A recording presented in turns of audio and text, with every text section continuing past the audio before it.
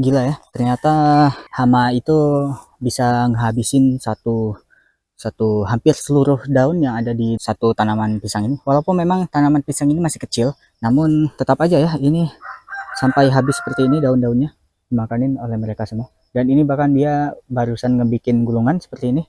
Nah, ini aku yakin isinya adalah ulat, ulat seperti video kemarin itu. Ya, ini sebenarnya agak bahaya sih untuk tanaman pisang kita, tapi karena tanaman pisangku di sini ada banyak, jadi aku sebenarnya nggak terlalu hirauin mereka ada di tanaman pisang. Tanaman pisangku di sini agak tidak terbatas ya. Bukannya sombong atau gimana, tapi memang sekitar 80% atau sekitar 70% tanaman yang ada di kebunku ini merupakan tanaman pisang gitu. Nah, apalagi di sana itu benar-benar semua pisang.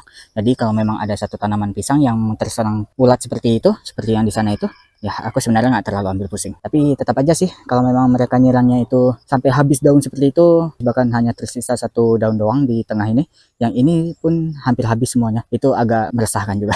Soalnya dari sini kita tahu betapa hebatnya ulat itu ketika mereka sedang menggerogoti tanaman kita. Oke, jadi hari ini sudah memasuki hari ke-7 lebih, minggu lebih tepatnya. Dan sekarang ini tanaman cabai kita yang kita tanami di media tanam sabut kelapa ini semuanya sudah mulai kelihatan menguning. Nah, ini menandakan kalau dia sudah mulai kekurangan unsur hara nitrogen. Yang dimana sekarang ini kita sudah harus memberikan mereka pupuk yang kandungannya itu nitrogen. Dan di sini aku sudah menyiapkan ini dia. Nah, jadi ini adalah POC yang terbuat dari kulit nanas dan ini sudah difermentasi semenjak tanggal 3 Desember 2023 yang dimana sekarang sudah memasuki tanggal 1 Februari 2024 yang udah berjalan berarti sekitar 2 bulanan, hampir 2 bulan ya. Dan ya ini sudah lumayan terfermentasinya dan sekarang sini sudah kelihatan ada putih-putihnya yang merupakan spora dari bakteri-bakteri yang ada di dalam ini POC ini. Dan ya sekarang ini bakal kita masukkan aja. Ini by the way sudah aku masukkan ke dalam satu gelas.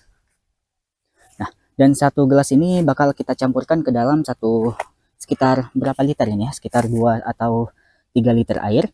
Nggak sampai sih 3 liter, kemungkinan besar 2,5 liter air. Nah, kita masukkan semuanya. Ini by the way aku tidak mempunyai ukuran untuk ini ya, untuk TDS meter itu atau yang biasa disebut sebagai pengukur mineral-mineral yang ada di dalam suatu cairan.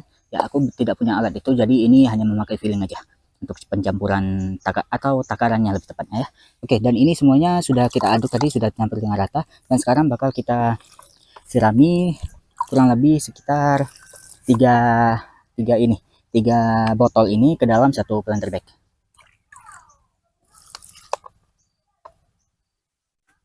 Oke sip, jadi ini semuanya kelima tanaman cabai kita sudah aku sirami dengan menggunakan air campuran POC tadi. Dan ini by the way baunya itu lumayan harum karena memang cairannya itu sendiri sudah terfermentasi ya. Jadi wajar kalau memang aromanya itu mengeluarkan aroma yang harum. Apalagi POC kita yang tadi itu terbuat dari kulit nanas, yang dimana kulit nanas itu memang terkenal dengan keharumannya. Dan ini masih ada sisa dari air tadi, dan air tadi ini bakal aku gunakan untuk tanamanku yang lain yang memang memerlukan juga kandungan dari nitrogen ya. Jadi dulu itu aku sempat nanam sesuatu, yaitu tanaman kacang-kacangan di sini satu dan juga di sana satu. Nah, jadi itu sudah lama sekali tidak aku update, dan ternyata ketika aku tidak perhatikan ke tanaman-tanaman tersebut malah sudah berbuah di atas sini. Nah, itu dia buahnya. Sorry ya kalau agak tidak fokus karena kita zoom. Nah, itu dia. Itu adalah tanaman buah kecipir yang ternyata sudah tumbuh lumayan tinggi ini ya tanamannya. Nah, ini dia ininya ya. Nah, tanaman utamanya.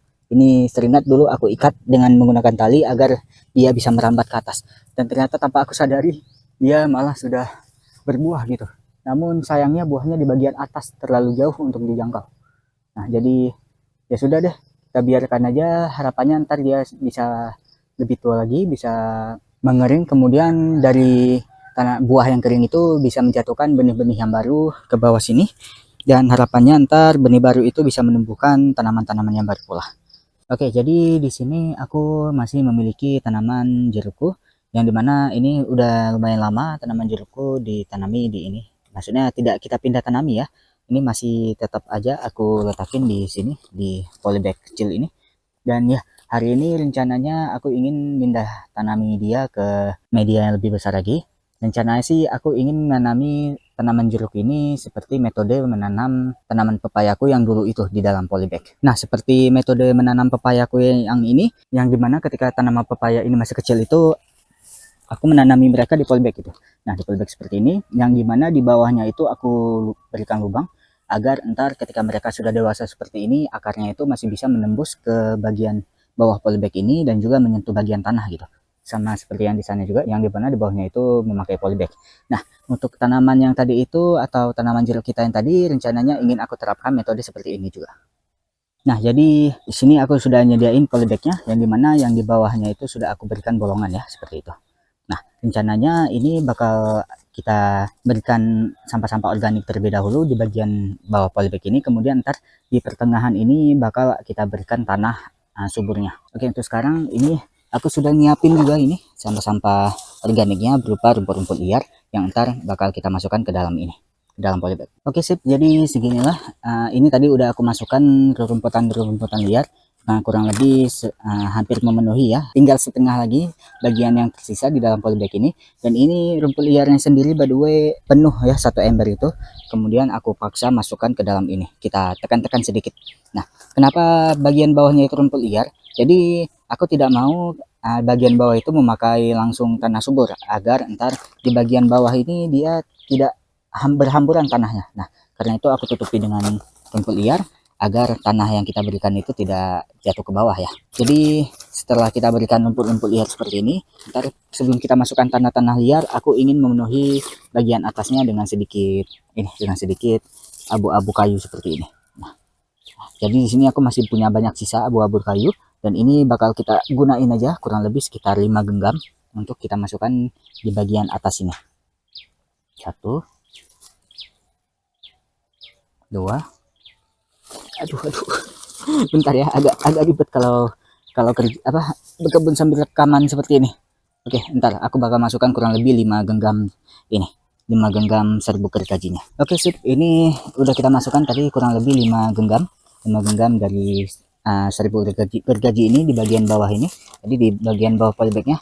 Nah, kurang lebih seperti ini. Dia udah aku tekan-tekan tadi dan dia udah menyusut lagi. Dan ini ketika aku masukkan tanaman ininya, dia sepertinya bakal muat ya. Soalnya aku yakin ini akarnya juga masih belum terlalu sesak di dalam polybag ini. Jadi ini ntar bakal kita tekan-tekan aja sedikit ya.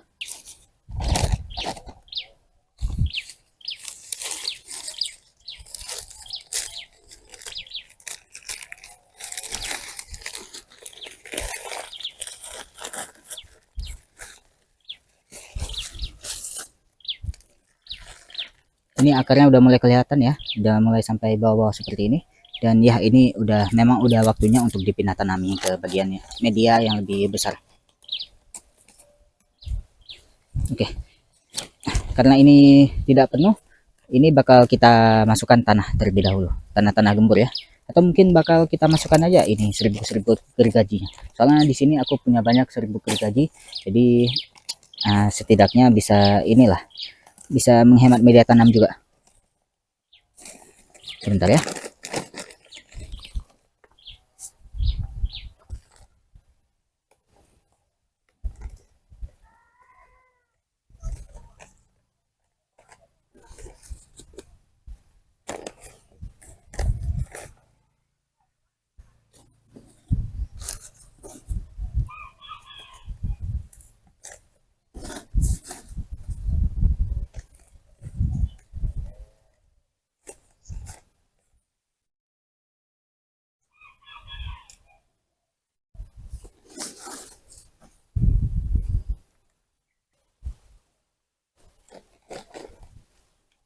Oke, sip, kurang lebih jadinya seperti ini. Ini udah kita penuhi dengan serbuk gergaji semuanya, dan ini seharusnya masih aman lah ya serbuk gergaji itu, karena dia teksturnya hampir sama seperti tanah.